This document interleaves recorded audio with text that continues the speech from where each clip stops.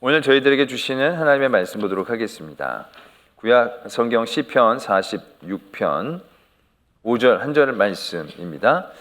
제가 지금 구약 성경 836면에 있는 시편 46편 5절의 말씀 제가 봉독하겠습니다.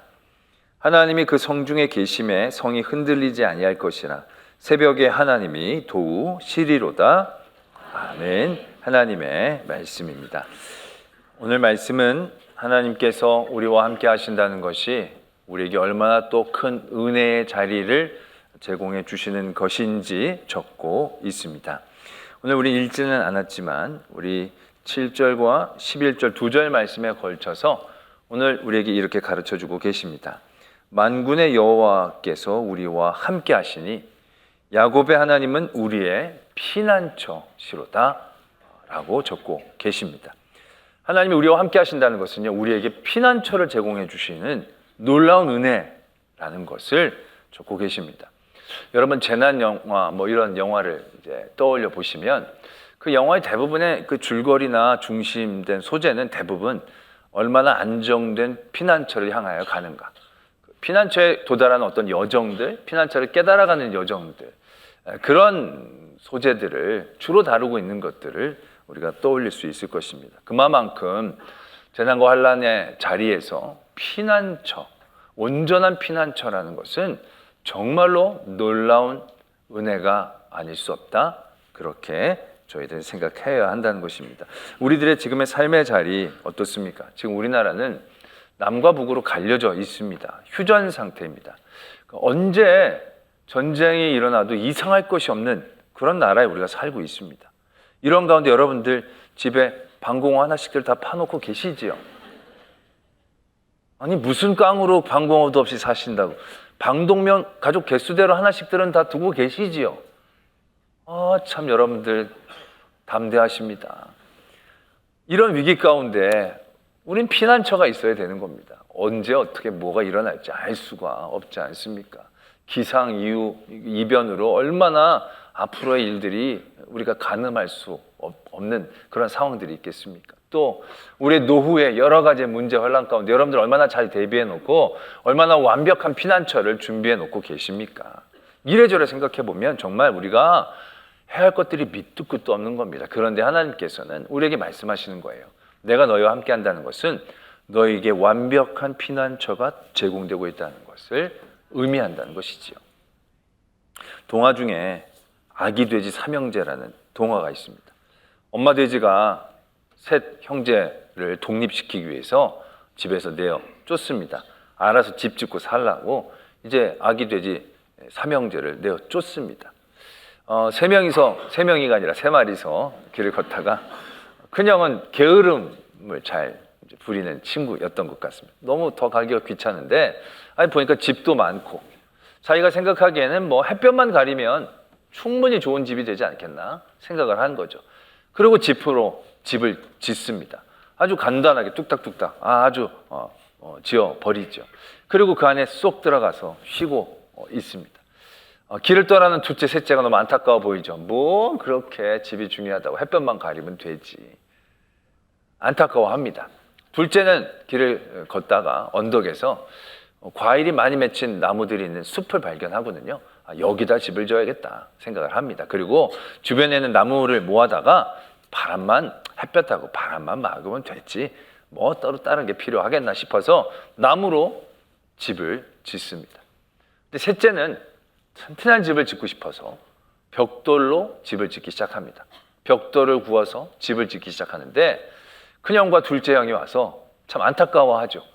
야, 여기서 천년만년 뭐가 그렇게 위험한 게 있다고 여기서 벽돌집을 짓느냐고, 왜 이렇게 생고생을 하냐고 안타까운 마음으로 셋째 막내를 바라보게 됩니다. 마치 노아 시대 때 노아의 방주를 짓고 있을 때 노아를 바라보는 세상 사람들의 시야와 거의 비슷했을 것입니다. 아니 저렇게 높은 산에 뭐하러 저렇게 큰 배를, 얼마나 비가 와도 저기까지 가지도 않을 텐데 너무너무 안타까워하죠. 세상 사람들은 노아를 비웃었을 것입니다. 안타까워했을 것입니다. 나중엔 분노하고 불쌍하게 여기기도 했을 것입니다. 그러나 어떻게 됩니까? 세상 일은 정말 알 수가 없죠. 상상할 수 없는 그 높이에 있는 그 배가 물 위에 떠다니게 되는 상황들을 만나게 되는 것이죠. 아기돼지 삼형제에게도 마찬가지입니다. 햇볕만, 바람만 피하면 될 줄 알았는데 세상이 그렇게 호락호락하지 않았죠. 늑대가 나타난 겁니다. 늑대는 그들 세 마리의 형제들에게 특화된 재난이고 환난입니다. 아주 압도적이고 영악한 재난이 되어집니다. 그들이 준비한 것들은 무용지물이 되죠. 집으로 만든 집은 입김 한 번에 다 날아가 버립니다. 큰형이 둘째 돼지집으로 도망치죠. 바람으로는 잘 흔들리지 않으니까 힘으로 몸으로 밀어버립니다. 그랬더니 나무로 지은 집이 견디지 못하고 폭삭 무너지게 되죠.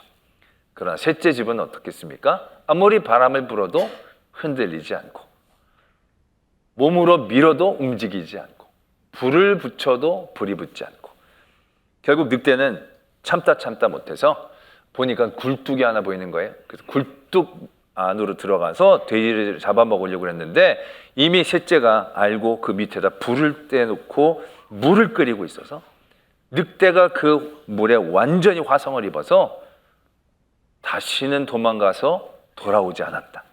그래서 세 돼지는 행복하게 잘 살았다는 그런 동화 있습니다.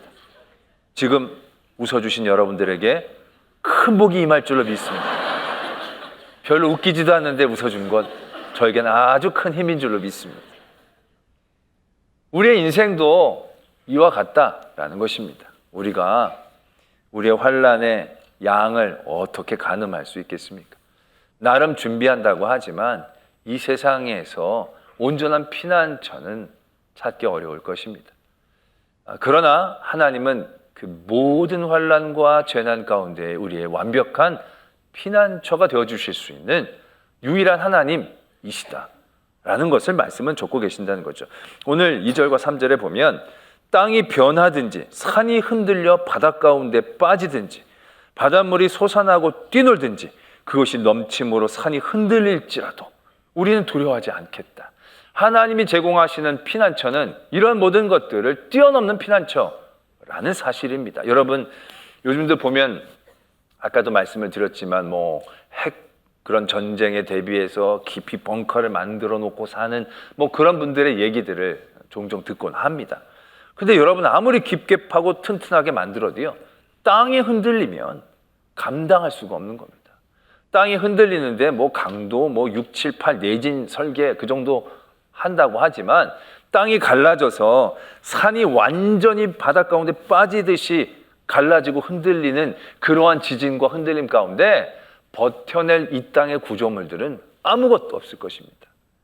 그러나 그러한 재난이 절대로 일어나지 않는다고 장담할 수 있겠느냐는 거죠. 바다가 뛰논다는 것 우리가 몇 해 전에 그 일본의 쓰나미를 보지 않았습니까? 높지도 않아요. 몇 메타 정도, 한 10m 정도 됐나요? 그 쓰나미가 몰려오는데요. 진짜 물밀듯이 밀려 들어오는데 정말 속수무책으로 모든 것들이 잠기지 않았습니까? 10m가 아니에요. 산이 뛰놀든지 바다가 뛰놀아서 산을 뒤엎을 정도로 높은 높이로 물이 밀려 들어온다고 하면 이 땅 가운데 누가 살아남을 수 있겠고 무엇이 그것을 막아낼 수 있겠습니까? 어떤 것도 우리를 보호하지 못하는 상황들이 분명히 닥친다는 거예요. 우리는 벽돌로 지은 집이 쓸데없다라고 생각하는 첫째, 둘째와 같은 생각들을 하고 있지만 우리의 앞날은 아무것도 예측할 수 없는 거고요. 분명히 그런 재난들, 늑대 같은 재난들, 이런 재난들은 분명히 존재한다는 거예요. 그러한 재난 앞에 하나님은 우리와 함께 하시고 우리에게 완벽한 피난처가 되어주신다라고 말씀하신다는 거예요. 이것이 얼마나 큰 은혜인가 우리가 깨달아야 한다는 것입니다. 또한 이러한 하나님의 완벽한 피난처는요 정말 놀라운 은혜가 되는 게요 완벽한 피난처이다 보니까요 우리가 특별히 할 일이 요구되어지지 않는다라는 것이에요. 이 시편 46편에 역사적인 어떤 사건의 배경이 있다면 어떠한 사건이 있을까 성서학자들이 찾아봤더니 히스기야 왕 때에 아수르에게 공격을 당했던 그 상황이 굉장히 이 말씀과 흡사하다, 닮았다. 이제 그렇게 다들 얘기를 합니다. 그 사건을 한번 이렇게 살펴보면요. 아수르가 압도적인 군사력으로 히스기야를 공격해 옵니다. 원래 히스기야의 아버지 아하스는 친아수르파입니다. 그래서 아수르의 제단도 본떠서 성전에서 만들어서 섬기게 하고 조공도 열심히 갖다 바쳤습니다. 근데 히스기야는 그것이 마음에 들지 않았던 것 같습니다. 그는 왕위에 오르자마자 하나님의 성전을 바르게 성결하게 세워나갔고, 또 때마침 그때 아수르에서 곳곳에서 반란이 일어나면서 힘이 많이 분산이 되어버렸습니다. 그래서 히스기야는 조공을 바치지 않았다고 합니다. 그리고 주변의 나라들을 조금씩 공격을 해서 옛 북이스라엘의 영토를 회복하는 일 가운데 애썼다는 거죠. 그런데 불행하게도 아수르에서 사네립이라는 왕이 세워서 그 모든 반란을 평정하고 힘을 갖게 됩니다. 그러고 나서 이스라엘을 쳐들어오게 된 거죠. 그들의 군사가 18만 5천 명이 훨씬 넘었습니다. 이스라엘은 그들에게 비교가 되지 않았습니다. 이스라엘은 방법이 없었습니다. 그들과 연합해서 함께 아수르와 싸우려고 했던 애굽과 구스 군대도 이미 아수르에게 다 패해버렸던 것입니다. 어느 누구도 도와줄 수가 없었고 그들은 제대로 싸울 힘조차 없었습니다. 그래서 그 랍사게라는 장군이 12,000피를 줄 테니까 태울 사람이 있으면 이거 줄게. 그러니까 그 정도의 사람도 그들에겐 없다라고 우리는 생각할 수 있는 거죠. 그렇게 절체절명의 순간 가운데 완전히 포위되고 있었는데 어떠한 일들이 벌어졌느냐 하면 오늘 5절과 같은 말씀이 일어난 겁니다. 하나님이 그 성중에 계심에 성이 흔들리지 아니할 것이라. 새벽에 하나님이 도우시리로다. 열왕기하 19장 35절에 보면 이렇게 적혀져 있습니다.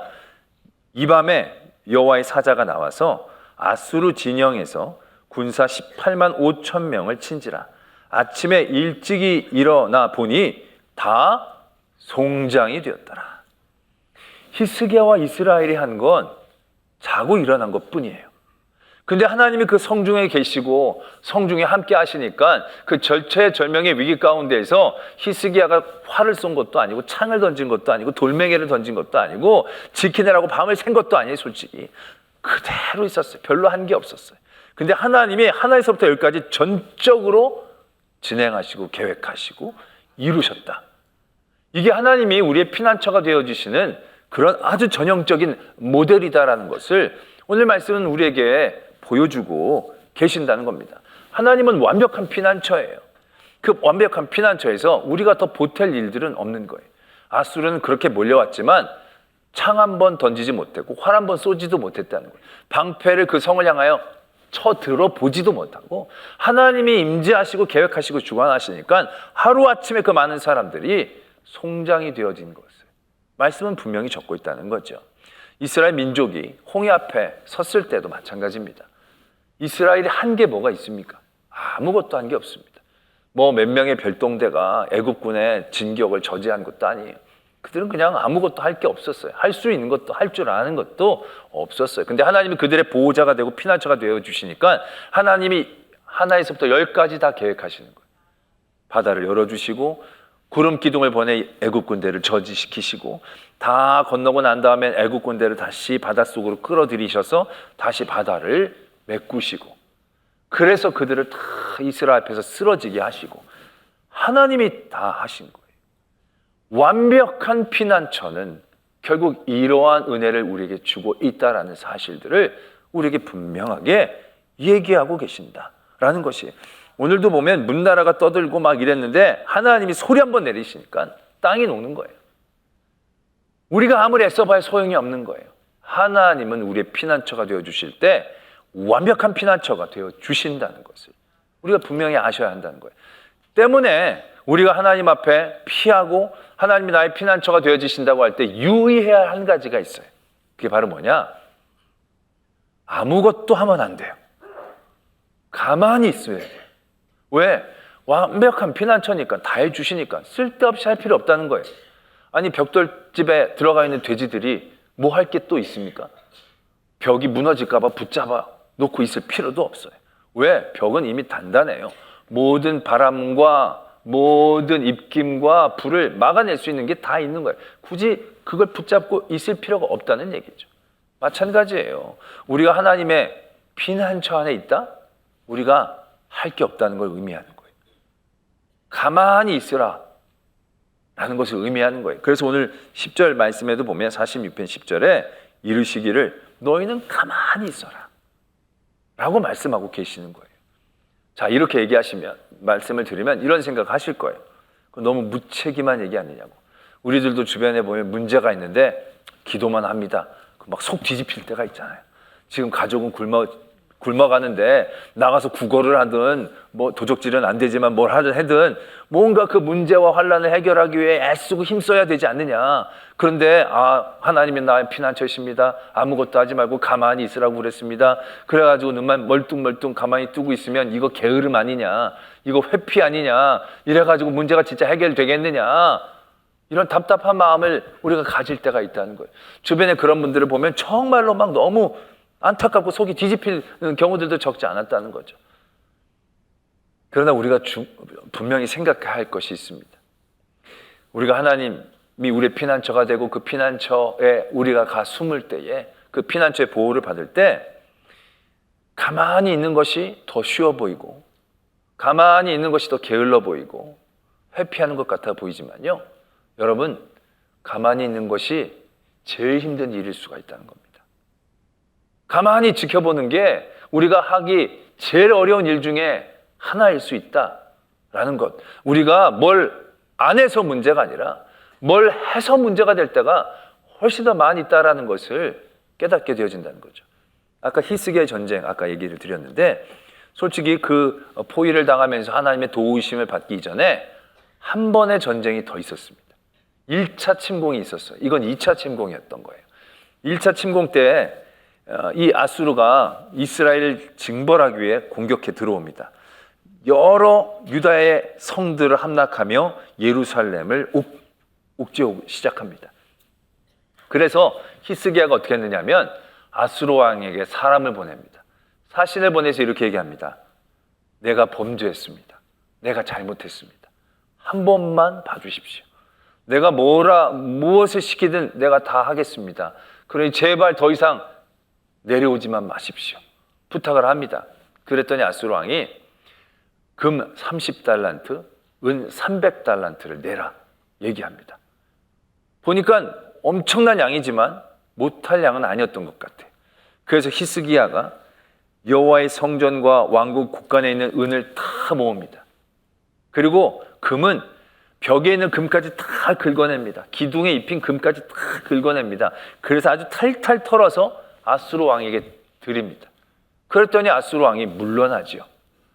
마치 해결된 것처럼 보입니다.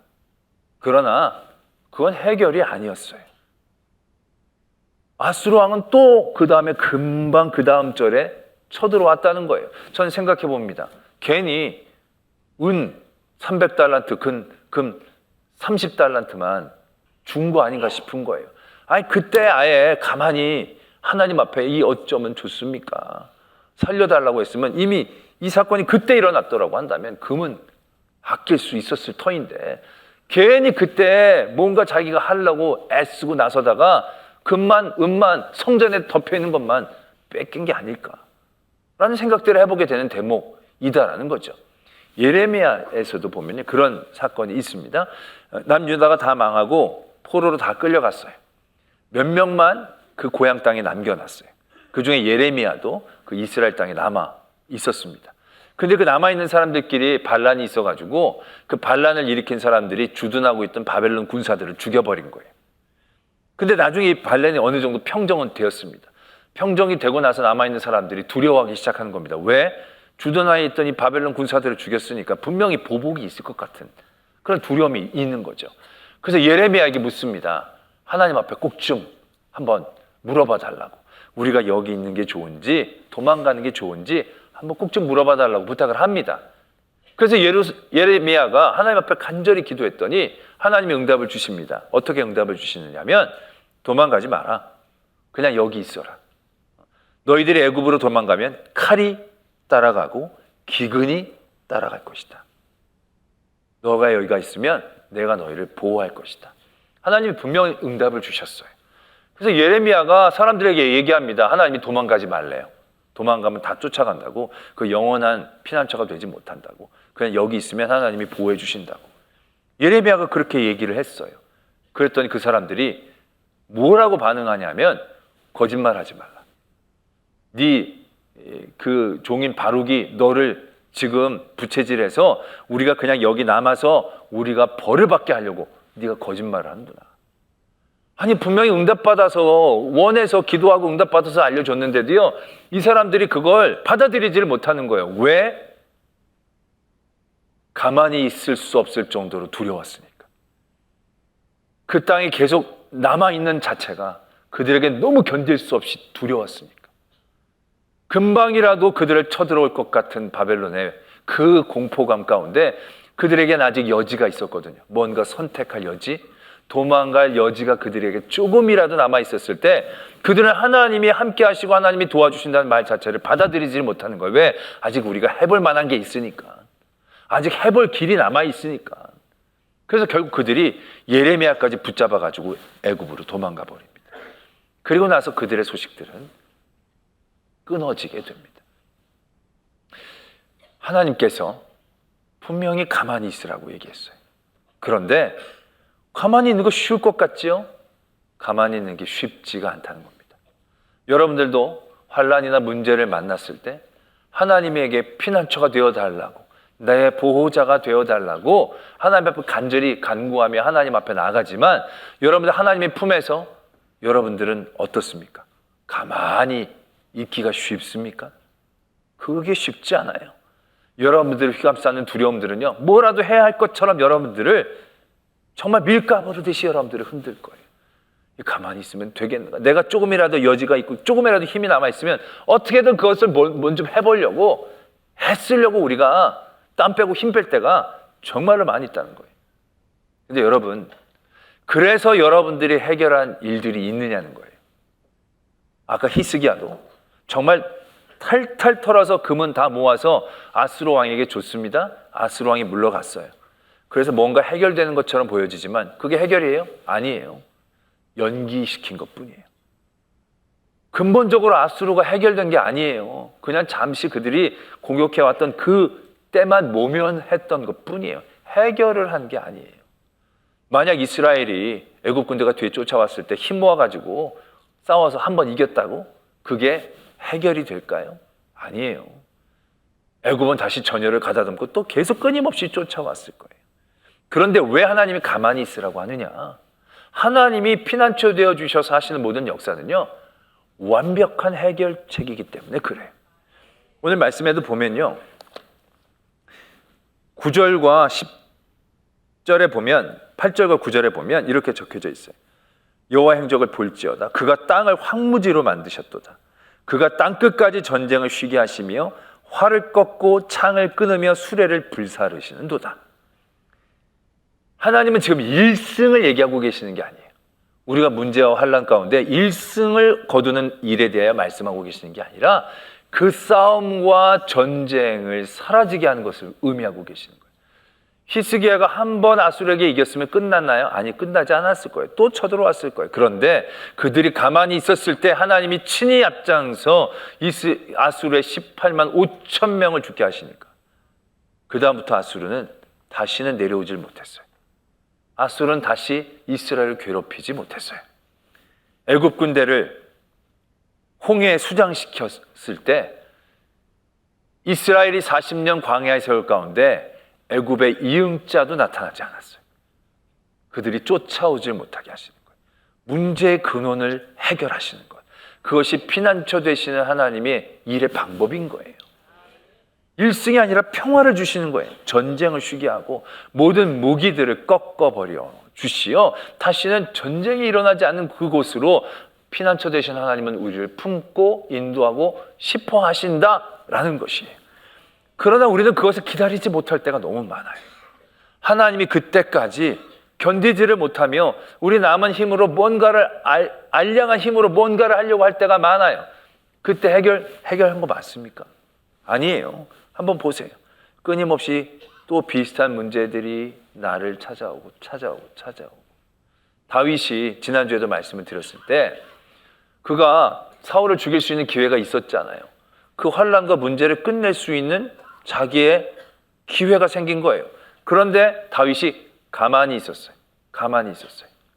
주위에 있는 사람들이 생각해 보면 정말 속이 뒤집혔을 거예요. 뭐 이런 게 다 있나 싶을 거예요. 내가 이 사람 믿고 앞으로 따라다녀도 될까 싶은 생각이 들었을 거예요. 아니, 하나님이 주신 기회 같은데 왜 가만히 있어? 없애야지.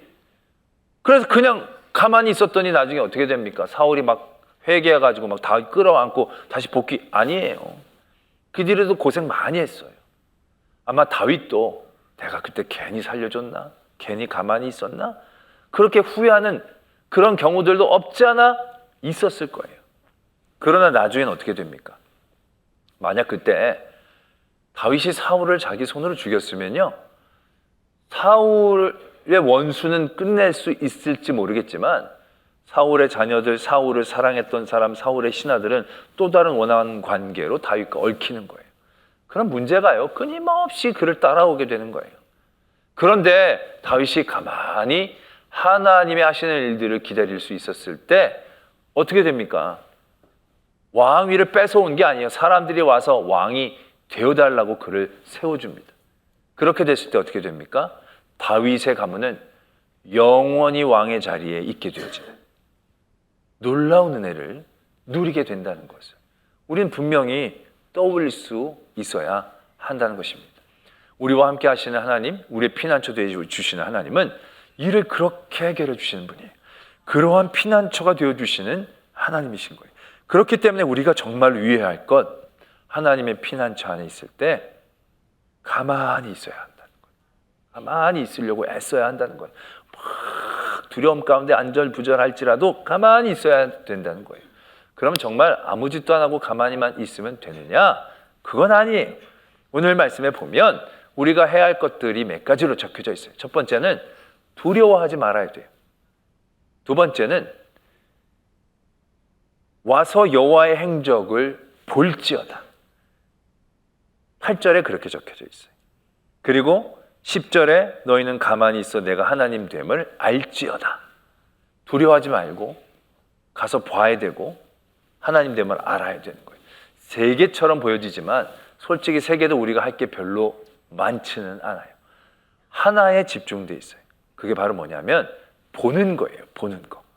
와서 여호와가 하시는 일들을 보는 게 중요한 거예요.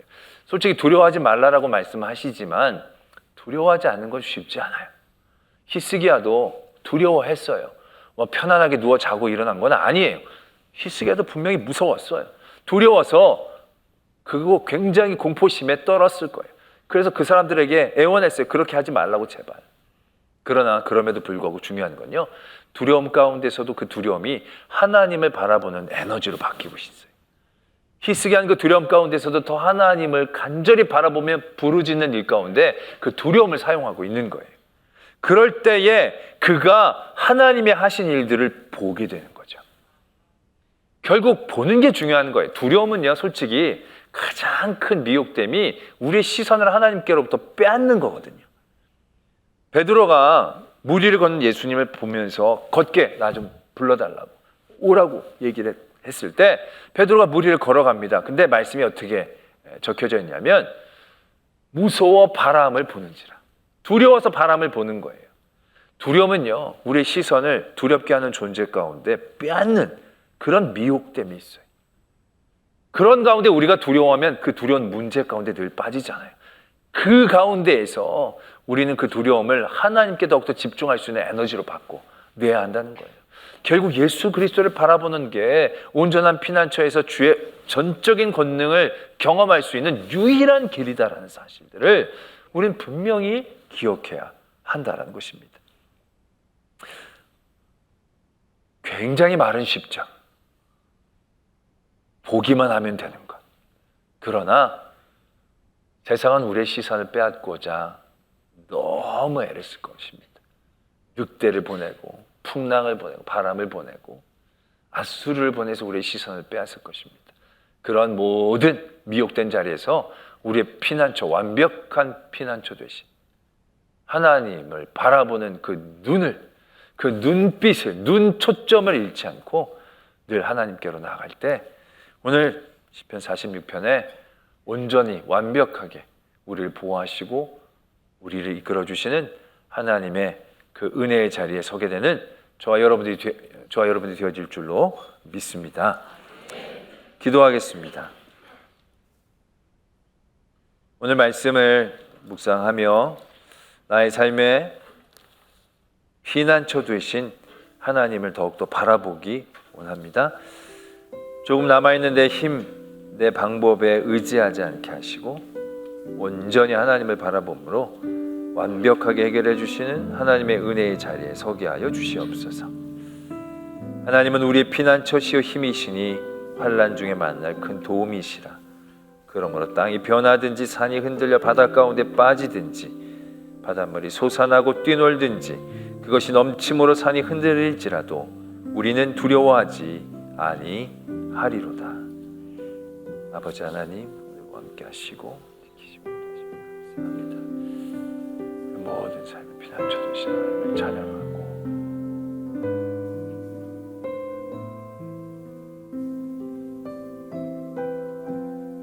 큰 환난과 문제 가운데 우리의 피난처 되어주신 하나님의 이름을 찬양합니다.